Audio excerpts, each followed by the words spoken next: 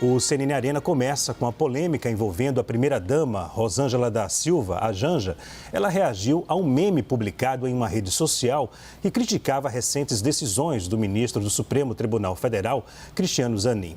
Votos do indicado do presidente Lula à corte têm sido alvo de críticas. No vídeo, uma foto de Zanin aparece desfocada. Em seguida, as imagens mostram Janja limpando e colocando os óculos dela. Nesse momento, surge uma imagem nítida do ministro do Supremo Tribunal Federal, André Mendonça. Na primeira reação ao meme, Janja publicou um emoji. O dono do perfil, então, responde dizendo que estava detestando todos os posicionamentos conservadores de Zanin. A primeira-dama voltou a comentar em seguida, desta vez escrevendo, abre aspas, o meme é engraçado, mas tem um tantinho de trágico, fecha aspas. Vamos dar o nosso muito boa noite aqui a Clarissa. Clarissa, boa noite. Qual a sua leitura em relação a essa repercussão toda dessa postagem e também a repercussão na internet? Boa noite, Leandro, Magno, Hélio, Jussara, que eu não via faz tempo ali também. Bem-vindo a todos que estão aqui com a gente hoje. Olha, Leandro, em primeiro lugar, eu acho que ela é absolutamente natural dentro da base, principalmente petista mais à esquerda, uma reação forte em relação a alguns votos que têm sido dados pelo ministro Cristiano Zanin, em especial esse que trata da descriminalização do porte de maconha para uso pessoal, que faz aí parte de uma bandeira muito cara ao PT, de defesa de uma política que combata o encarceramento em massa e a distinção em prisões por porte de maconha com distinção de classe social. Dito isso, a reação pode até ser natural, mas dito isso, é importante que a gente levante que isso não era exatamente uma surpresa para o PT. Nos bastidores, já faz muito tempo que se fala sobre os posicionamentos de Cristiano Zanin como sendo bem diferentes daquelas bandeiras defendidas historicamente pelo PT. A gente sabe que ele chegou ao Supremo Tribunal Federal numa relação ali quase de dívida do atual presidente Lula, que entende que Zanin foi um dos grandes responsáveis por lhe devolver os seus direitos políticos. Então, sabe-se que há uma grande relação ali de lealdade, mas ele não foi escolhido por ter posições parecidas com a base histórica do PT. Não foi por isso que Lula o escolheu para o Supremo Tribunal Federal. Uma frase que eu ouvi de pessoas muito próximas de Cristiano Zanin, que ele dizia, na época daquela peregrinação para Sabatina, antes da indicação dele ao Supremo, era que ele costumava dizer, não é porque Lula é o meu cliente mais ilustre que eu sou petista, eu não sou petista. Então, acho que isso sempre foi um entendimento muito pacificado dentro da cúpula do partido. Mas, é claro, a hora que isso cai nas redes sociais provoca uma repercussão da sua base. Sobre o posicionamento específico de Janja, eu acho que ela, como primeira-dama, quando ela transmite essas mensagens cifradas, isso ajuda a inflamar a militância petista, o que tem desdobramentos políticos, inclusive em outras negociações aí que o governo está conduzindo nesse momento. Vamos dar boa noite também ao Magno Cal. Magno, essa postagem repercutiu em muitas redes sociais. Boa noite. Boa noite, Leandro. Boa noite, Clarissa, Jussara, Hélio. Repercutiu como repercutem outras postagens e posicionamentos da primeira-dama, porque Janja da Silva não é apenas Janja da Silva, não é uma militante do Partido dos Trabalhadores, ela é a primeira-dama, ela é a esposa do presidente da República. Zanin não deve lealdade ao PT, não deve lealdade à esquerda, não deve lealdade ao presidente da República. Zanin teve um relacionamento com o presidente da República, foi notadamente seu advogado durante os processos que enfrentou, enquanto esteve preso. Depois, a política teve a sua chance de analisar as visões de mundo de Zanin antes que ele fosse, de fato, empossado no Supremo Tribunal Federal. Isso ocorre na sabatina que o Senado faz com todos os indicados pelo presidente da República a ocupar um assento no Supremo Tribunal Federal. Se hoje acontece surpresa por parte da base do governo federal, parte da base à esquerda, isso se deve porque a sabatina não foi bem feita. Se a sabatina fosse, de fato, realizada para que se tomasse conhecimento a respeito não apenas das posições políticas, eventuais simpatias de Cristiano Zanin, mas também sobre a sua aptidão para ocupar essa vaga no Supremo Tribunal Federal, creio que muitas outras dúvidas teriam sido dirimidas. Como não foi, como a nossa tradição de sabatinas é aprovar o indicado do presidente da República num jogo político ali muito rápido e pro forma, já que raríssimas são as rejeições dos nomes indicados pelo presidente da República, as pessoas seguem tendo surpresas ao longo da estada de um ministro do Supremo Tribunal Federal. E, por fim, a obrigação de um ministro do Supremo Tribunal Federal é guardar a Constituição. Não há nada que o obrigue a ser fiel à ideologia política, às visões particulares do presidente da República que o indica. Cristiano Zanin pode sim ter surpreendido a um ou a outros por ter sido uma indicação pessoal do presidente da República, dita abertamente que quem faria a escolha seria o presidente da República, de acordo com as suas convicções pessoais, e de fato se esperava que Zanin refletisse em seus primeiros julgamentos a visão de mundo de Luiz Inácio Lula da Silva. Isso não aconteceu, mas é bom que nos acostumemos. Às vezes, as visões de mundo dos ministros do Supremo Tribunal Federal não batem com as dos políticos que o indicam. É normal, é natural e o Brasil já devia ter se acostumado com essa realidade. Vamos dar o nosso boa noite também ao querido Hélio. Hélio, boa noite, Hélio. Boa noite, Leandro, Clarissa, Magno, Jussara. Olha, eu concordo com o Magno.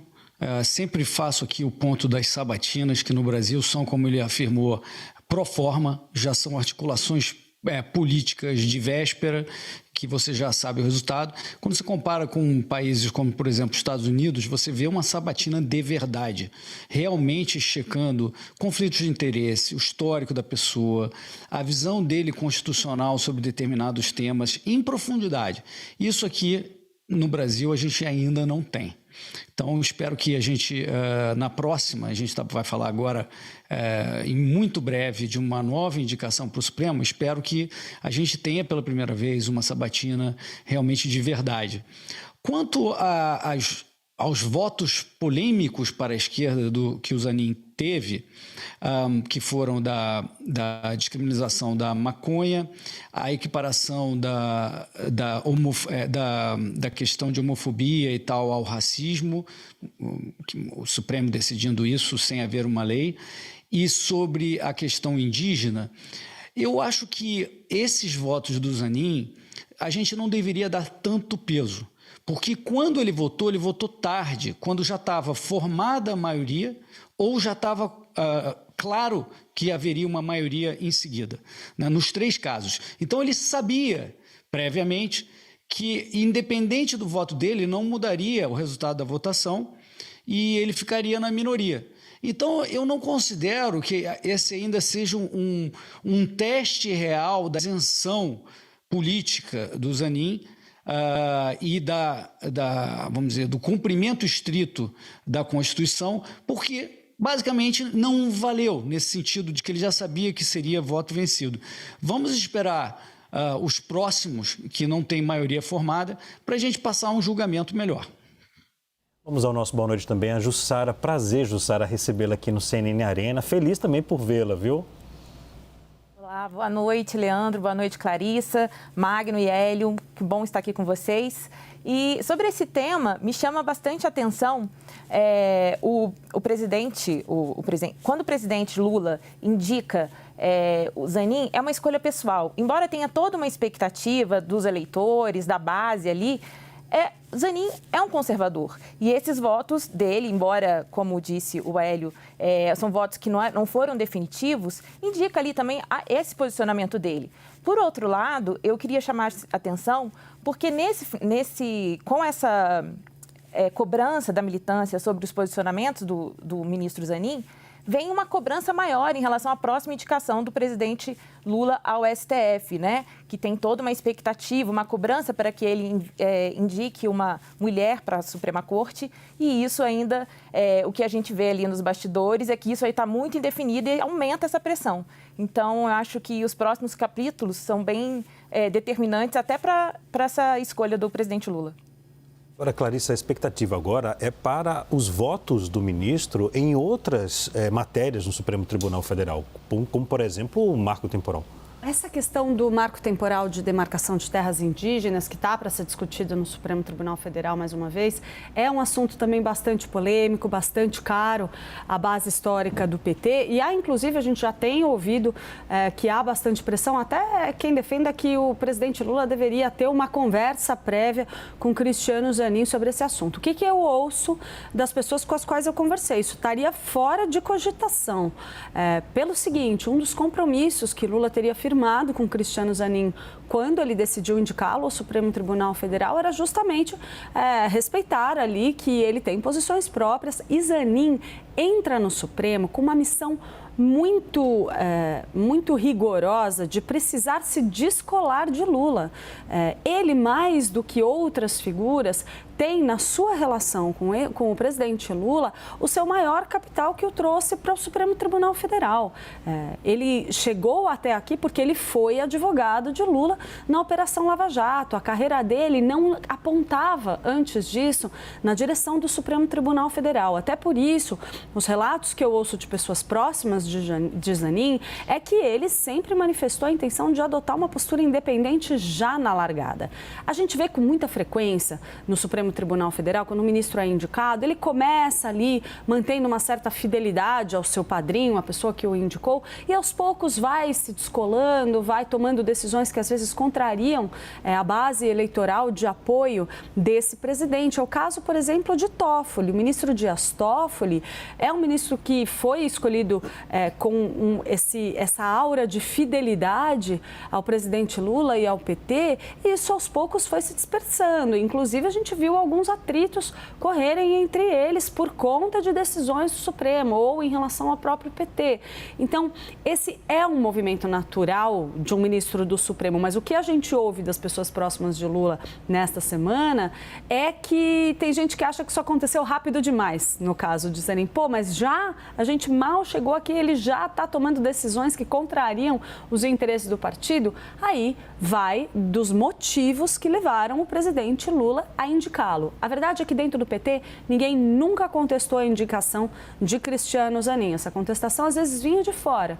E como o Magno bem colocou, a política teve o tempo de entender, compreender e conhecer as posições de Cristiano Zanin. Não à toa, ele teve muitos padrinhos num campo muito mais conservador. Ele foi apoiado por Alexandre de Moraes, por Davi Alcolumbre, por Rodrigo Pacheco. Todas essas figuras contribuíram para a chegada dele ao Supremo. Hélio, expectativa agora para as próximas votações no Supremo, o posicionamento dele? Sim, e nesse sentido eu acho que é prudente aguardar. Mas eu queria puxar o assunto que a Jussara mencionou, que é a próxima indicação de ministro do Supremo em substituição à Rosa Weber.